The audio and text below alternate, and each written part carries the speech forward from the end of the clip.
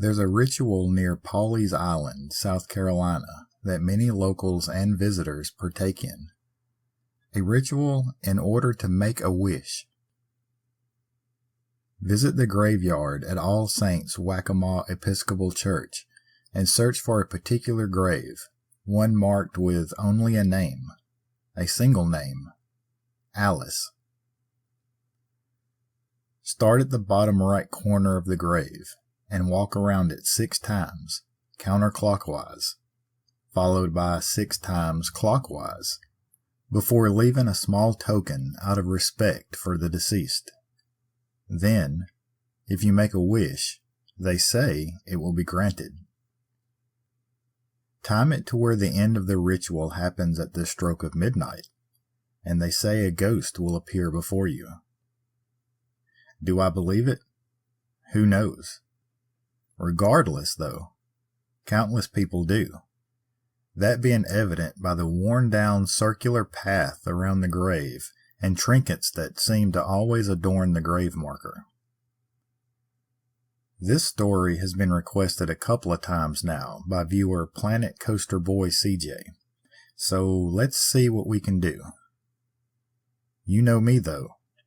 As intriguing as this sounds, I had to find out what I could about the person behind the alleged ghost and the story that surrounded this site. So let's dig into this one and see what we can find out about the legend of Alice Flagg.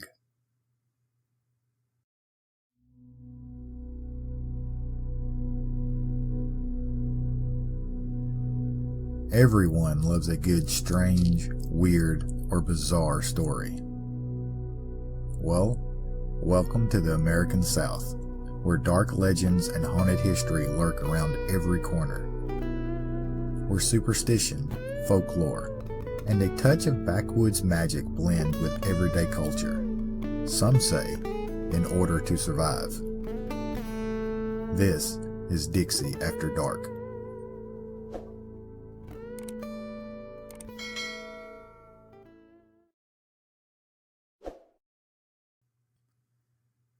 Our story today dates back to the 19th century, most accounts giving the year of 1849 in an area known as Grand Strands, South Carolina.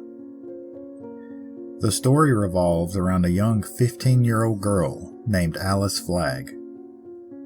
Alice lived with her brother, Dr. Allard Flagg, and their mother in Murrell's Inlet at a seaside plantation home named The Hermitage. The Flagg family was part of early Southern high society, and like many of those families, if not all, arranged marriages were common in those times. One had to keep up appearances and further family wealth, right? In the case of young Alice, though, love could not be dictated. She had met and fell in love with John Braddock, a lumber worker, an occupation that seemed to be beneath the Flagg family, and this simply would not do. Alice's mother and older brother were actively against Alice's choice in a suitor. Her mother is recorded as saying, "Every woman must leave her mark on the earth, and how can you etch on this earth anything that's worthwhile if you attach yourself to this common lumberman?" Alice would not be swayed, though. She was deeply in love, if not obsessed, with the young worker and paid no mind to the wishes of her own family. She would send secret messages to John through loyal servants, who also aided in arranging secret meetings for the couple. Alice's brother, being the head of the household after the death of their own father, shared in their mother's feelings on the union, and forbade Alice from seeing her love, and actively intervened whenever the young couple tried to meet in secret. It doesn't seem that Dr. Flagg was 100% successful in his attempts, though. On one such secret meeting, the young lumberman presented Alice with an engagement ring, which she proudly accepted with all of her heart. After learning about this, though, her brother flew into a fit of rage and strictly forbid Alice from wearing the ring. Alice still would not be swayed, but the relentless verbal and emotional abuse she suffered from her family had started to take its toll. So, in an effort to ease things until she could find a better way to talk sense into her family, young Alice wore the ring on a ribbon around her neck, keeping it concealed beneath her clothing. This worked for a while, but before long, her mother found the ring and another vicious argument broke out. This argument reached its breaking point, it seemed, and it was one that Alice could not win. She was sent off to boarding school in Charleston, South Carolina. In her family's mind, a change of scenery and time away from John Braddock would cause Alice to eventually change her mind, or at least weaken the attachment between the two. As you can probably already imagine, that didn't work. Not at all. In fact, it had the opposite effect. Alice became overwhelmed with depression, grief, and despair. She took to bed and refused meals, drinks, and basically life itself. In short time, Alice became frail and listless, and it was when she started complaining of a pain in the left side of her head that word was finally sent back to Muriel's Inlet that Alice had fallen sick and needed to be transported home. Word of Alice's state was sent to her family, and her brother immediately set out for Charleston. It was a 4-day journey by carriage, though, from Muriel's Inlet to Charleston, and by the time he arrived at the boarding school, Alice didn't even have the strength to nod her head in response to his questions.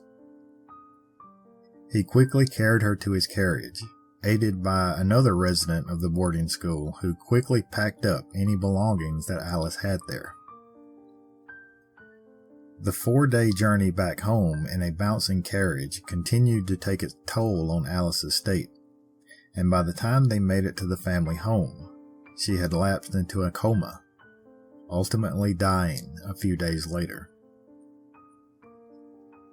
Alice Flagg was laid to rest after a funeral at All Saints Church, and a plain marble slab engraved with Alice was placed over her grave.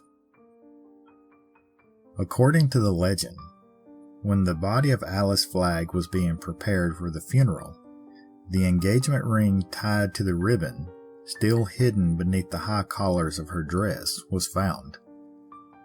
In a fit of rage at the loss of his sister, coupled with her continued defiance, the brother snatched the ring away and threw it into the marshlands that surrounded the family home.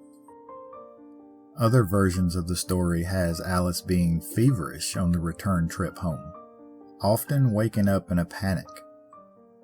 The only thing that would comfort her would be for her hands to find the small ring tied around her neck, and each time she was reminded of its presence, she would let out a soft sigh and smile before falling back into a deep sleep. Perhaps these actions is what alerted her brother that Alice still secretly possessed the engagement ring. In these versions of the story, Alice was still alive when her brother removed the ring and threw it out. Later, she again woke in a panic, but this time was unable to find the ring. She used what small amount of strength she had left, frantically searching for it, leaving claw marks on her chest in the process. She finally collapsed back in bed from exhaustion, only to pass away mere hours later. None of the stories say what ever became of her lover, John Braddock. It is noted that he was not in attendance at the funeral. Many believe he left the area, completely grief-stricken. Whatever the outcome was, it seems that John simply faded away. There are many that believe Alice never gave up searching for her lost engagement ring, even in death. Stories abound with a ghostly figure of a young woman being seen in the marshlands surrounding what was once the family home. Many believing that this is Alice herself, trying to find where her brother may have tossed the ring. Many others say that the ghost of Alice Flagg can be seen in All Saints churchyard, and even some still have claimed to see her in the window of her former bedroom. As far as the gravesite, I found conflicting reports of the supposed ritual to summon the ghost of Alice Flagg, but there seems to be two main ones. One was outlined at the beginning of this presentation. The other states that you should circle the gravesite 13 times, walking backwards, then lay down on top of the grave marker to summon the spirit. I guess there's only one way to find out which one is true. Digging into the documented history of the story does give us some contradictions, though. It does appear that Alice Flagg was a true person.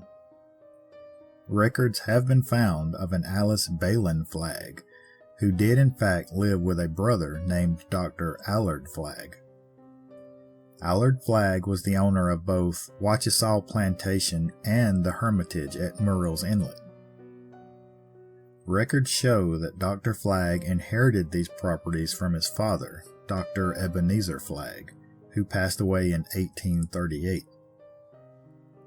In old tradition, this event would have made Dr. Alice Flagg head of the family, thus elevating him to more of a father figure for young Alice rather than just a brother. The big difference in historical accounts and the legends, though, is that Alice Flagg is not buried at All Saints churchyard. Records show that Alice Flagg was buried temporarily at the family home at the Hermitage, then later exhumed and reburied at Cedar Hill Cemetery with the rest of the family at Baylen Methodist Church. Some historical accounts suggest that Alice died of malaria, but there is no way of knowing for certain. Records from All Saints Waccamaw Episcopal Church says that the Alice grave marker is commemorative. Some historians point out that in 1893, almost 50 years after the original legend, a hurricane devastated the area, drowning many members of the Flagg family who had become a large family in the area. Among those that died during the storm, there was a child named Little Alice Flagg, and it is this Alice that is buried at All Saints, not Alice Flagg. Regardless, the legend of Alice Flagg still persists, and people still claim events and sightings at the site of All Saints churchyard. Visitors from all over continue to bring gifts and tokens to the gravesite, and many insist Alice died of a broken heart.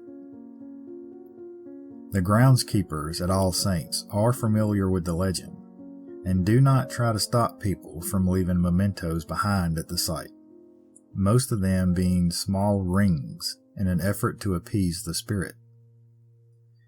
The groundskeepers will periodically gather up the plastic ones for disposal, as they tend to pose a risk to birds and other wildlife, but the metal ones are left in place.